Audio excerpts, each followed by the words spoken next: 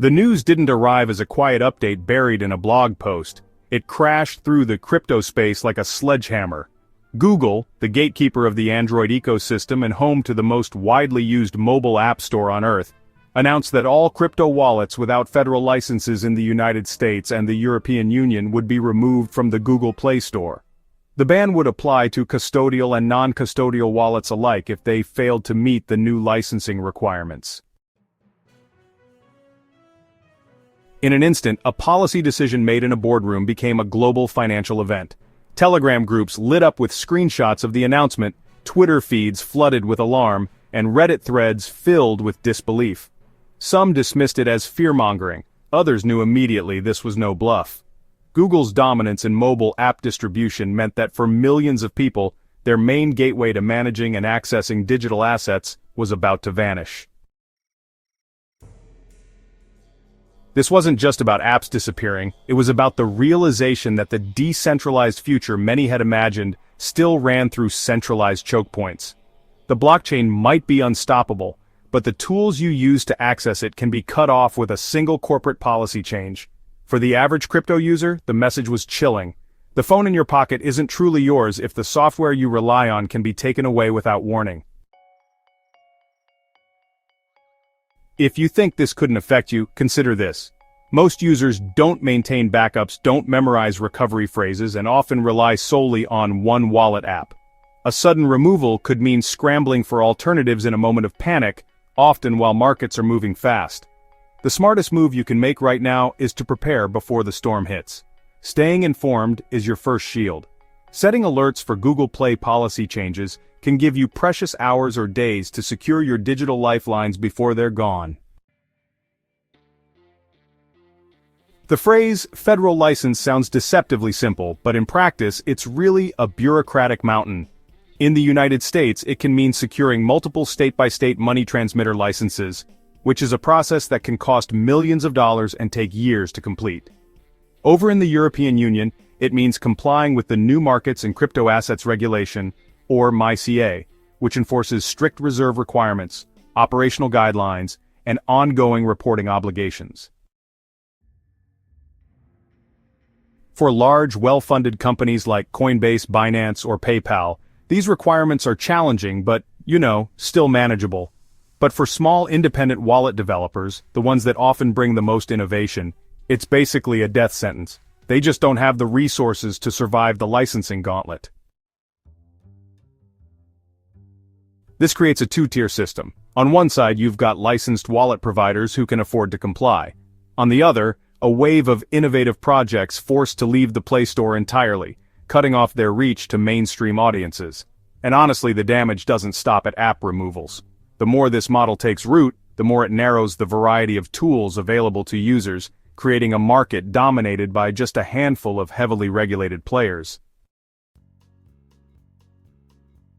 The harsh truth is that once this kind of licensing wall goes up, it rarely comes down. That means you need to know now which wallet providers already meet the requirements in your region. If your go-to wallet can't survive the licensing purge, you should have an alternative ready to go before the ban kicks in. The less time you spend scrambling for a new solution, the more control you retain over your assets. When app bans happen, they rarely come with dramatic countdowns or long grace periods. In many cases, removals happen silently, overnight. You might go to bed with your wallet app functioning perfectly, and wake up to find it inaccessible, flagged as not available in your region or simply missing from the store. This has happened before. Entire categories of apps, torrent clients, ad blockers, VPNs, have been wiped from app stores with little to no public explanation beyond a vague policy violation. The difference here is that instead of losing entertainment or privacy tools, you could lose access to the primary interface for your digital assets. In the worst-case scenario, the removal could happen during high market volatility. Imagine Bitcoin spiking or crashing, and you're locked out of the very tool you need to act. That's not just inconvenient, it could cost you thousands in missed opportunities or prevent you from securing your funds in a crisis. You cannot rely on Google to preserve access to the tools you value most. If you depend on a wallet app, Download and store its APK from the official developer's website now, and verify its authenticity using checksums or PGP signatures. That way, even if the Play Store removes it, you'll have a functional copy ready to sideload when needed. Here's the critical point that many people misunderstand. Your coins don't live inside your wallet app. They exist on the blockchain. The wallet app is merely a tool, a key to access them. Losing the app doesn't mean losing your funds, but it can make retrieving them significantly harder if you're unprepared.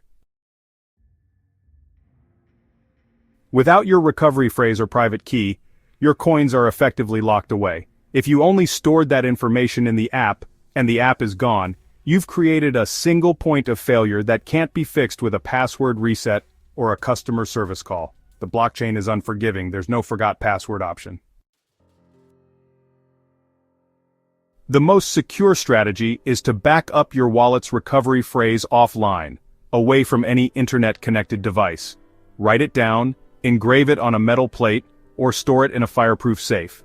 Test it by restoring your wallet on a second device to make sure it works. Don't wait until your primary app disappears to find out your backup plan has gaps. On the surface, Google will frame this as a move to protect users from scams, and they won't be wrong. The Play Store has been plagued by malicious wallet clones that drain funds from unsuspecting users. Raising the entry bar with licensing requirements does filter out some bad actors. But, beneath that justification lies another truth.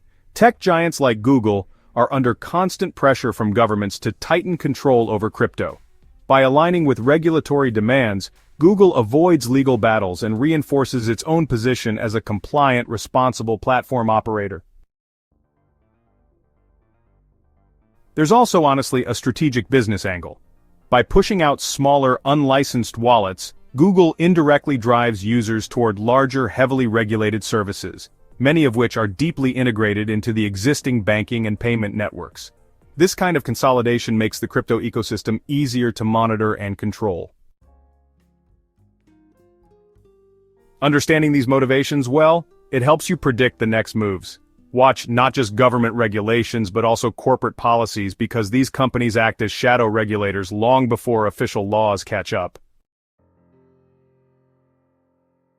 When a door closes, crypto users often find a window. The ban will make life harder, but it won't erase your options. You can shift to browser-based wallets like MetaMask, which operate independently of app stores, or invest in hardware wallets such as Ledger or Trezor, which remain immune to app store politics. Desktop applications are another viable route. On Android, sideloading APKs remains a lifeline, though it carries risks if you download from unverified sources. The safest method is to get the APK directly from the developer's official site and verify its authenticity before installing. You can also explore decentralized app distribution platforms, though these remain niche and require more technical skill to use safely. The key is to familiarize yourself with these methods now, when you can test them without the pressure of a crisis. That way, when a ban hits, you'll be ready to switch without hesitation. The United States and the European Union are global trendsetters in technology regulation. When they set a precedent, other countries often follow. That means a ban in these two regions could spark similar policies in Asia, Africa, and Latin America within a year or two. This ripple effect could also push the wallet industry toward consolidation.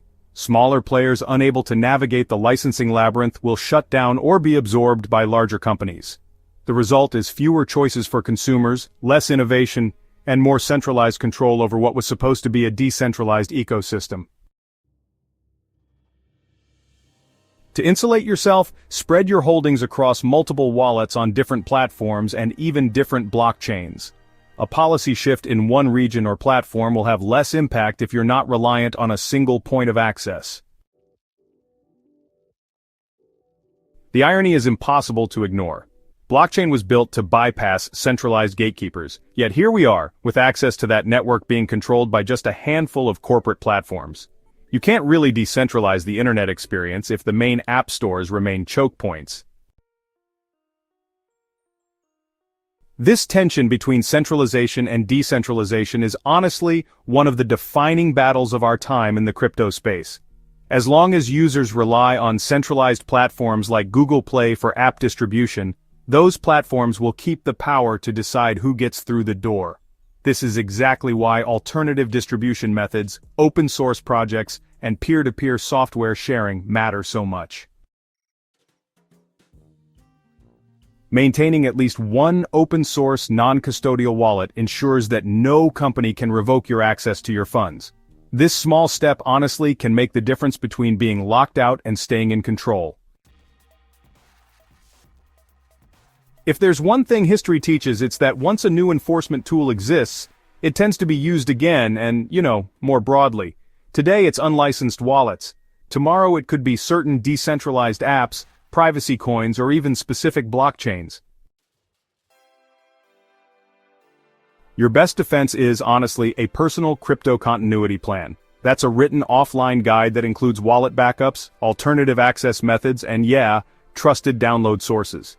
Think of it just like a fire escape plan, but for your digital assets. You hope you never need it, but when the time comes, you'll be really grateful it's there.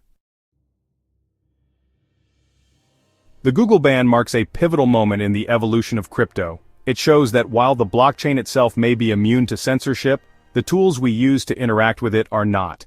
The fight for a truly open financial system will be fought not just in code, but in the app stores, the regulatory halls, and the boardrooms of the tech giants who control our digital gateways.